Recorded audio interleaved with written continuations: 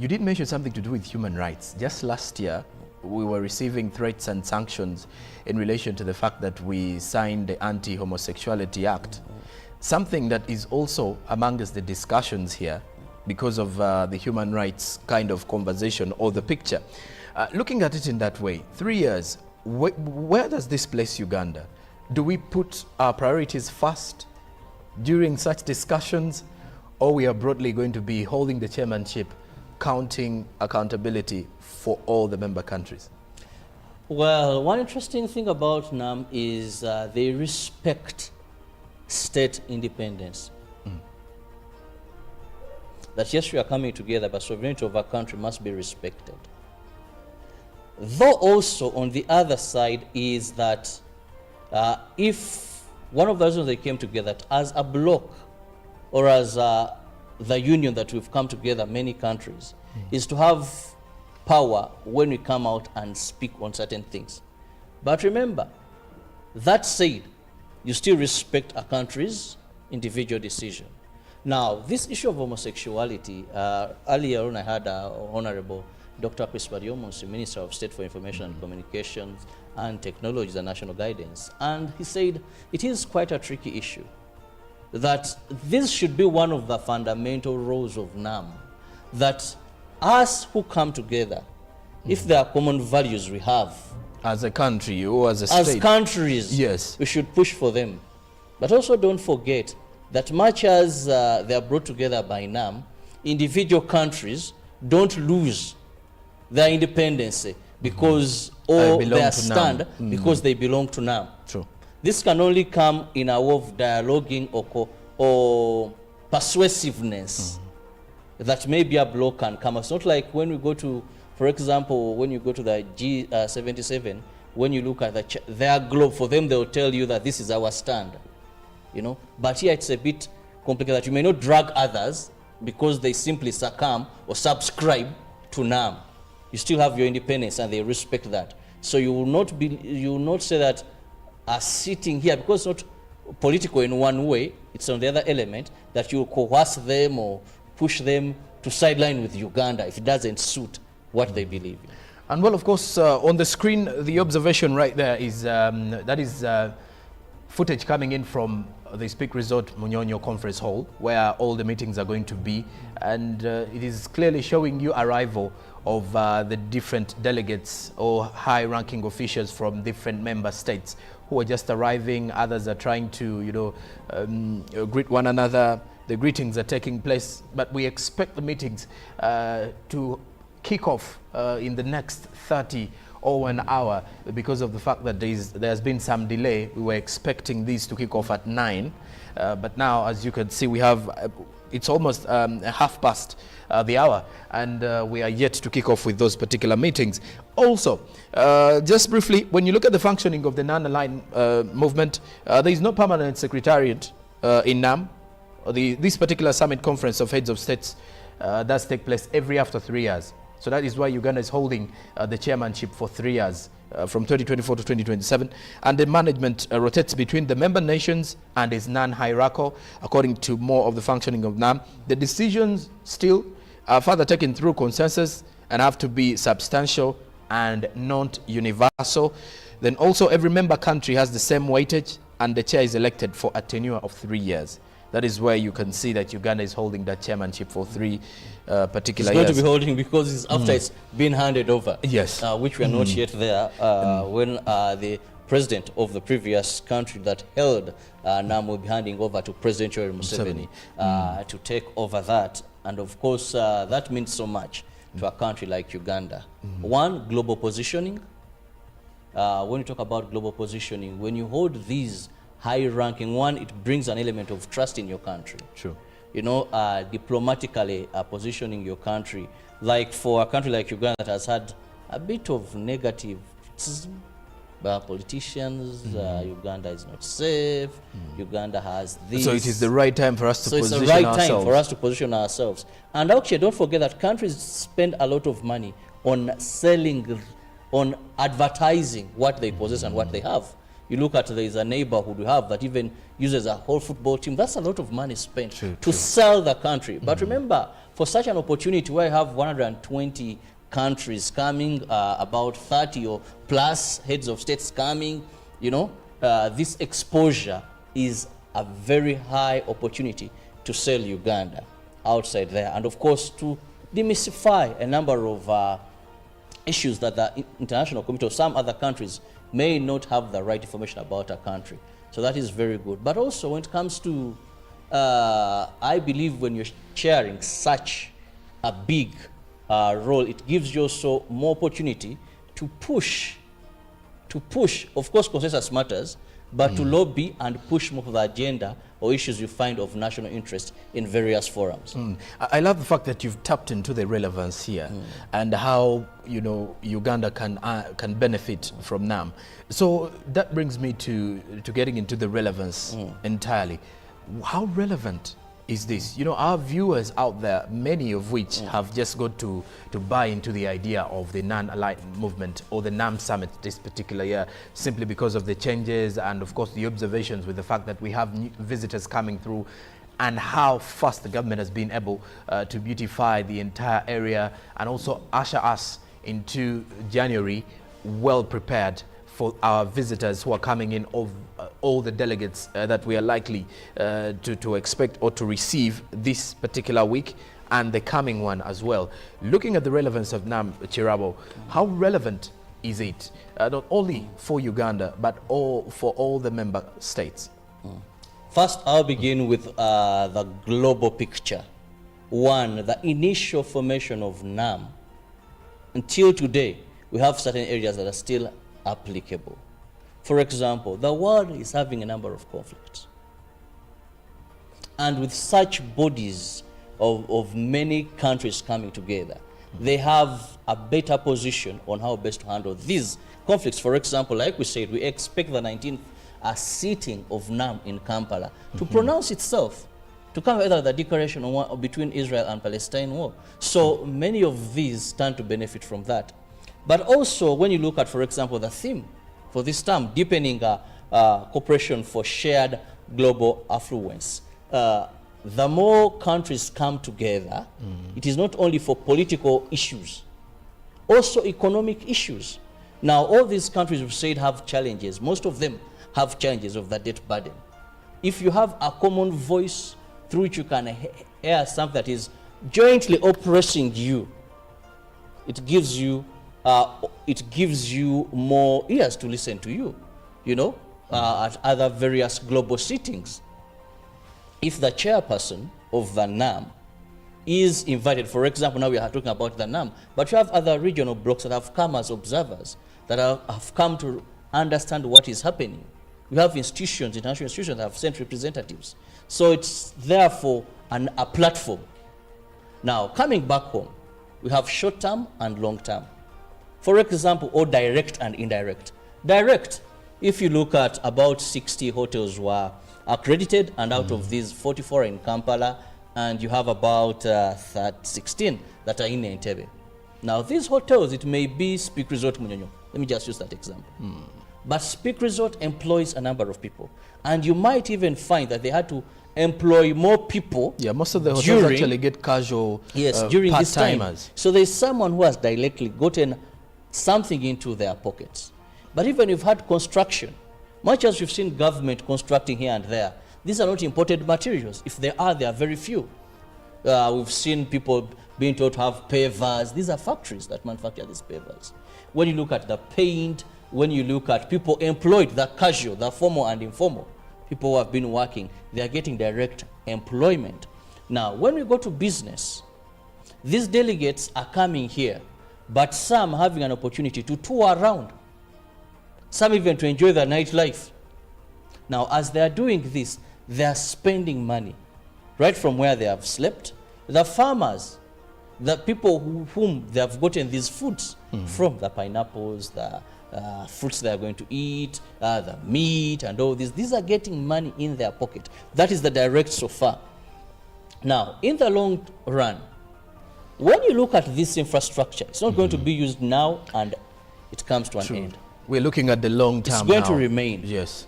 But also, believe you me, people that have come as delegates, one would be a minister, but they have investments in their own country.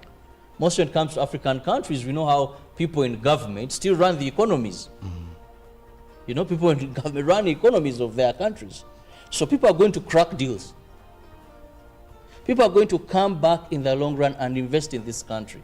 This business forum at Serena is attracting over 100 renowned business people to come and look at the opportunities. And actually, I was told by Stephen Asimo, who happens to be the CEO, Private Sector Foundation, that they even want to form something related to the allied movement, that whenever there is this, there is also that side of the business the business people. So that it's all about what businesses have we cracked in the long run. And the mere fact that there is also an exhibition, you get to realize that many businesses are likely to exhibit or showcase what they have to the visiting, you know, officials, and that is an opportunity for the private sector players in Uganda. If you ask me, if you're to ask me. Now you can't forget tourism. We've had very many people that come as delegates, come to visit this country. You know, we've not done to the extreme, but we've done to some extent to market Uganda. And many people, and I want to urge Ugandans, that let's make sure any visitor that comes during NAM is tempted to come back, and sure it does come back, to visit, to tour Uganda. The negativity is gone, they have enjoyed our good weather, and believe you me, they will come back to inject in tourism, either as investors or as tourists. So when you look at that, in the long run, there is both long-term and short-term. But don't forget, opportunity comes to those who are prepared. Well, how prepared are we as Ugandans? The people that are going to be at the business forum. Yes. How prepared are you to tap into these visitors? How smart are you? You know? That's why sometimes you wonder, you have one person, he has shares here, he has shares there, he's working with these people, he's working with other people, and when because you he has listen to their positioned stories, himself. they have positioned themselves right. There are women in agro business. You know, what quality have you brought, you know? How good are we, what value addition? That someone can pick an idea and say, you know what, if really coffee is coming from Uganda, Yes. exported to my country, Okay. you know, why then can't I make sure that you have a finished product in Uganda and sell a finished product? So it depends also how much we are able to position ourselves in the line of opportunity. Well, and also when you look at some of the principles of NAM, looking at the principles of NAM, there is one of respect for the political, economic, social and cultural diversity of countries and their people. Now, when you look at the fact that we have 120 member states, we're likely to also have the 121st after the end of the summit here. But I love the fact that there is room for respect of the political, economic, and social. When you look at Uganda, first of all, I want us to look at how Ugandans have reacted or responded to the summit. With the observation of the footage that we have, some are going by their business as of today, but then respect for culture, and then the mere fact that we're a very welcoming country. We have a full week here. You've mentioned about tapping into opportunities or positioning ourselves to get into these positions as, let's say, an individual or a business. To the Ugandans watching or to our viewers watching, what could be the takeaway from such a summit? Because it's not the very first time we've hosted. When you look at Chogam 2007, but we have as well been able to host symposiums, conferences which have attracted members of, let's say, heads of state. But what could be the peak out for a Ugandan out there who is yet to know how he's going to benefit off the NAM summit? Well, first you must have the interest to know. Okay. You must have the interest to know. If you have this I don't care attitude, and I've seen a number of politicians, responsible people, who have not taken part or interest to know. I saw one defining NAM in a funny way, you know, but you're a leader. You should be in the know, you should be able to communicate. So you're blindfolding the Ugandan others. Yet this is a very big opportunity for them. Now, when you have the interest to know that what is this all about, leave alone saying there is a meeting, you're having presidents coming in, you know, many that gotten to know even could now be casualty bearers. I was driving to here, and you would see that even Transnight people are working, painting roads, doing this, doing that. Directly, it may not involve every Uganda. We must be very honest to our people. Yes. Directly. But there are few, or there are some that have directly, like I earlier said, benefited. Now, for an ordinary Ugandan, I think what is very important this time is to create that conducive environment for our visitors. So sure you have the peace, we promote unity, we are very hospitable people. We don't cease to have that at such a time when you have our visitors in this country. Then also make follow-ups where possible. If you did know, and you hear that we had this summit, there was the business. If you're in the private sector, you know, you may have missed that you weren't prepared before, but now you can pick interest and look at what has NAM left there for me, if it's done and dusted. Because remember, most of these things go with accreditation. You're not just going to access these venues anyhow, you know, so if you're not going to do that, then so much may not be there for you.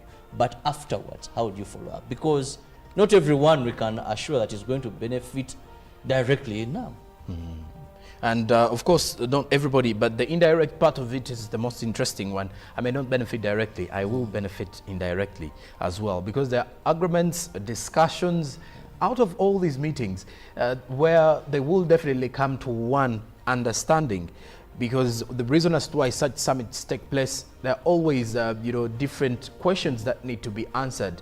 And of course, at such summits, presidents, let's say heads of state, look at different government officials, normally come out to pronounce themselves or come out to make sure that these questions are pursued, or these all answers are rather given out to everybody out there. And well, when it comes to the live broadcast of everything, you're going to be getting every detail live here on UBC TV. I did mention we have 3 centers of focus, of main focus. The Hotel Africana, we have the Entebbe International Airport, where we have a team geared up, fully set to make sure that they will be giving us updates from morning till evening on the arrivals, departures, if need be, and of course on how the entire situation is in Entebbe.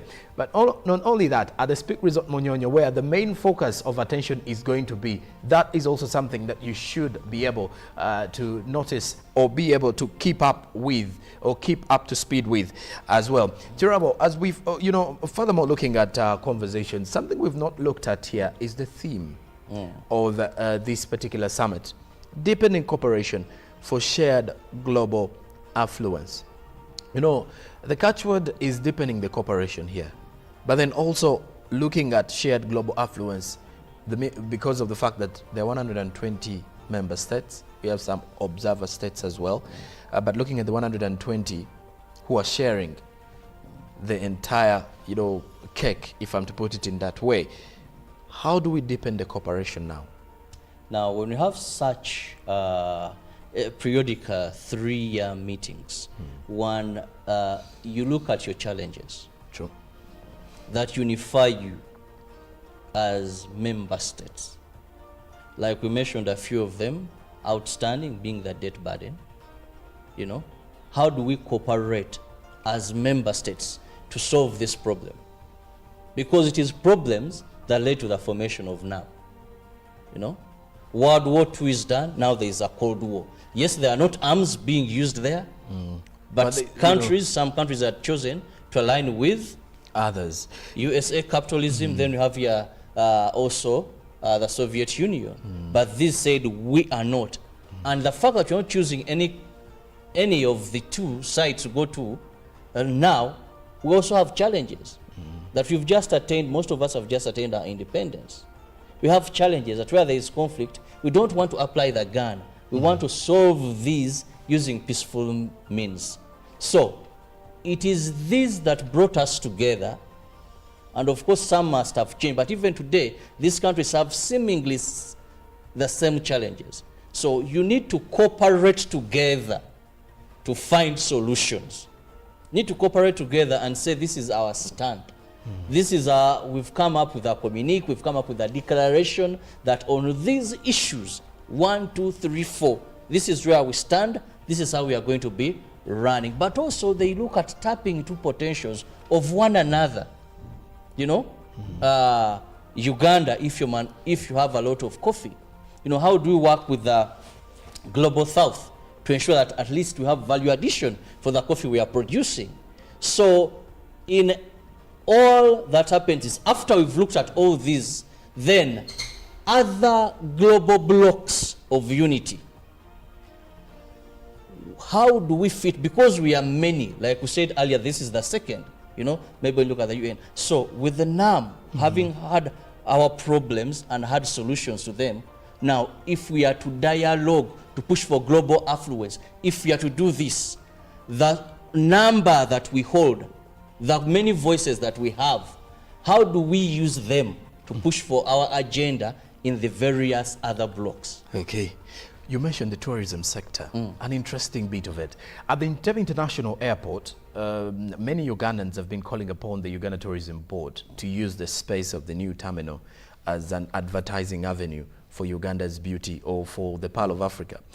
And in one of your statements, as we were starting up with the conversations, you did mention the fact that we have a neighbor of ours who is advertising so much when it comes to their tourism sector.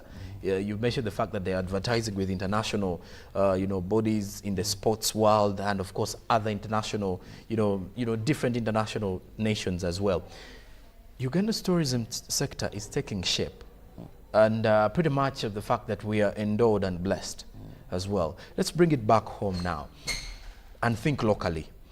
Uganda's tourism sector, the potential, where is chance for us to attract these member states? 120 member states coming in, over 120, or we even expect over 200, delegates from different member states within the country.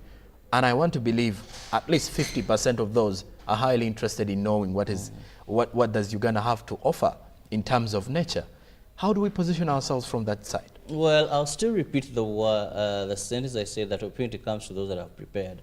I must say, no doubt, Uganda Tourism Board has done a tremendous job. But still, we are not yet there. When you travel to a number of countries, say Nairobi, when you go to Kenya, yes, as Nairobi, the moment you get to the airport or throughout, you see the Maasai. True. Because either there are posters or something showing you that their niche in tourism is the Masai Mara. The Masai is the now. When you come to Uganda, and I've already said this, what is that welcomes you and shows you the uniqueness of Uganda? Because there are various forms of tourism, religious, educational, infrastructure. We've had people who have gone to some places just look at a tower, and they are paying a lot of money. Yeah, we have people who have gone to some places just to visit them. People go to just sand, mere sand. But what is it that is unique of Uganda that we can front to tap into the potential? Have we been able to identify that, and how far have we marketed it? When you talk about people saying make this an advertising center, sometimes you move in these places and maybe some of the tallest buildings in our country have alcohol plants, But we can only tap into this when, second, how developed are tourist sites?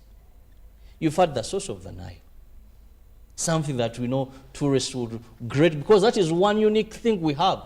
And we should be cherishing, even on various logos as you come to the airport, because now you have the VVIP terminal, the VIP terminal, maybe something to show that welcome to a country, the source of the Nile. It is the only country, no one has it there in this world. Go to our chimpanzees, what is that, and how are we marketing? When you look at some of these, they don't have so much like we have, but they have known their strength and put strength there. They have developed these tourism sites. So if we do not concentrate on that part and think that tourists will just come in this country and then go there, but we must look at exactly what we beat other nations. I know of a country that is using our gorillas. They cross from here, then they go there, and they advertise people to come and watch gorillas. These are Ugandan gorillas, you know, but they are better marketing and selling them out. Okay. You've taken a point that came from the bone, I should say. But anyways, like Chirawa has actually mentioned, when you look at Uganda's tourism sector, we do have a lot to put out there. Of course, why we're breaking it down is when you look at the hotel business, I think all those accredited businesses in the hotel industry, those are amongst the people who are going to benefit from the same. So the tourism sector should as well tap into the same kind of situation. Now, Ugandans, we've seen how, you know, government officials, we've seen how KCCA has been able to beautify, you know, the roads, the state of the roads, and how prepared we are as a country to host these delegates. Let's get back to the long term.